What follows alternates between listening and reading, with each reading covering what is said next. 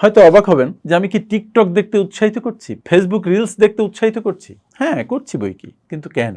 বিষয় হচ্ছে আমরা অনেকক্ষণ এমন একটা কমফোর্ট জোনের মধ্যে আটকে থাকি যে আমার কোনো ভালো কাজ করতে ইচ্ছে করে না, কোনো কিছুই করতে ইচ্ছে করে না, সারাক্ষণ জিম মেরে বসে থাকতে ইচ্ছে করে। যখন আপনার কোনো কিছু শুরু করতে ইচ্ছে করে না, তখন মনে মনে একটা সিদ্ধান্ত নিন যে আমি 2টো রিলস দেখব, অথবা 2টো টিকটক ভিডিও দেখব, 2টো লাইকি ভিডিও দেখব, তারপরে কাজ শুরু করব।